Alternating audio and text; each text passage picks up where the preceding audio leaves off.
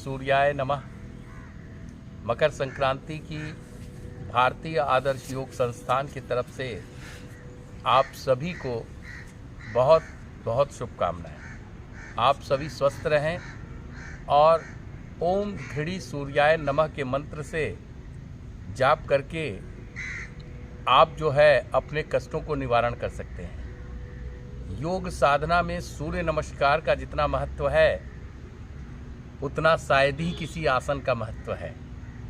इसलिए आप जो है इसको जरूर अपनाएं और सूर्य नमस्कार दिन प्रतिदिन आपकी हर पीड़ा को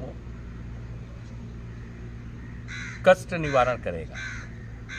तो आप जो है इस सूर्य नमस्कार के द्वारा और इस मकर संक्रांति की आज का तिथि जब उत्तरायण होता है तो सूर्य की स्थिति बदल जाती है, उसमें तेज बढ़ जाता है और सारी गतिविधि सृष्टिकर्ता प्रभु आदि देव सूर्य सब पर कृपा करते हैं।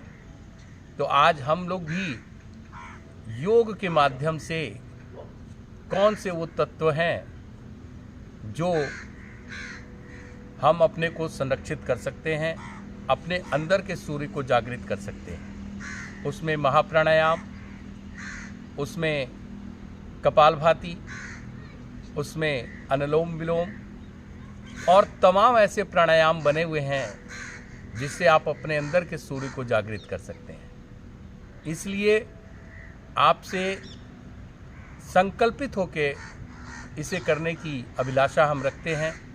आप संकल्प लें इस खिचड़ी के पूर्व संध्या पर और आज जो है आप प्रातःकालीन स्नान ध्यान दान से इसमें हर चीज़ का जो महत्व है, खाने का महत्व है, वो भी बड़ा ही दुर्लभ है। वो सारी चीज़ें, दाल है, छिलके वाली दाल होती है, उसकी खिचड़ी बनती है हरी उड़द की, और उस तरह से आप जो है देखेंगे अचार है नींबू का, बहुत फ़ायदेमंद है।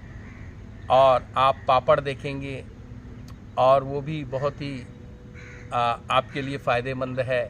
तो उसमें जो भी नया चावल का खिचड़ी बनाना, और ये सब एक वैज्ञानिक तथ्य है, इसको जब आप बारीकी से पढ़ेंगे तो बहुत अच्छा कुछ जान जाएंगे। तो इन सारी चीज़ों को जानते हुए आइए करते हैं सीधे महाप्राणायाम। और वज्रासन में बैठ के महाप्राणायाम करिए। आपके अंदर का सूर्य जागृत होगा, कोशिकाएं कभी नहीं मरेंगी, और सबसे बड़ी बात है कि आपके आभा मंडल पर एक अलग छवि दिखाई देगी। तो आइए हम लोग करते हैं। 3 बार इसको मैं करके दिखा रहा हूं, लेकिन इसको आप 20 बार रोज़ अभ्यास कीजिए और चमत्कार देखिए शरीर में कैसे लाता है। देखिए, सांस लिया,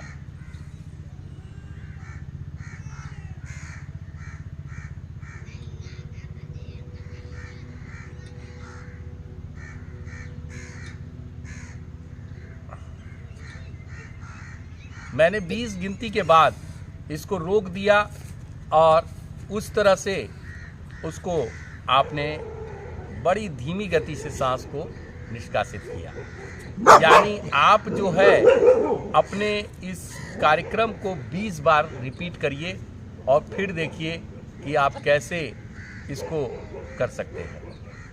आगे आप करेंगे कपालभाति प्राणायाम। कपालभाति के लिए आपको इस तरह से बैठना पड़ेगा और सिद्धासन में बैठ जाइए। एक एड़ी नीचे अंडकोश में और फिर दूसरी एड़ी उसी पे, और उसके बाद जो है आएगी। और ये देखिए जानवर भी प्रेम का भूखा है और ये आ गया यहाँ पर और इस तरह से बैठ के खड़ा हो गया। तो हम कहेंगे बैठ जाओ, बैठ जाओ। तो ये जो है बहुत अच्छा है। और आप देखेंगे कपालभाति कैसे करते हैं।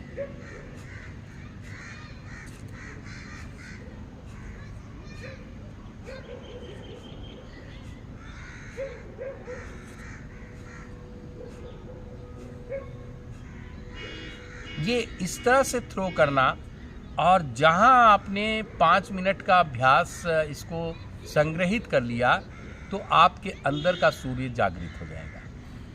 सबसे बड़ी विशेषता है कि आप अपने प्राण ऊर्जा को बढ़ाइए। सारे रोगों का मूल द्वार है प्राण ऊर्जा, और आप अगर प्राण ऊर्जा को बढ़ा लेंगे तो आपको कोई भी कष्ट नहीं होगा। और इसलिए इसको अपना एक सबसे बड़ा अस्त्र समझिए। तो आप सूर्य नमस्कार और तमाम चीज़ें करिए, और उसके बाद आप अनुलोम विलोम करिए, और फिर भ्रामरी ज़रूरी है ब्रेन के लिए। और फिर यही मैं कहूँगा, संक्रांति में तिल का प्रयोग जो है, तिल का तेल आपको शायद मालूम नहीं कितना फ़ायदेमंद है, और आप उसका प्रयोग कीजिए। वाइट तिल का लड्डू खाइए, कभी भी आपको सर्वाइकल वगैरह की दिक्कत नहीं होगी। और ये सब देखिए वैज्ञानिक तथ्य है ना। तो आप स्किन के लिए भी बहुत अच्छा माना जाता है तिल का तेल, और उसको लगाइए और फिर देखिए इसका कमाल। और फिर मैं आपसे मिलूँगा। मकर संक्रांति की बधाई बहुत बहुत।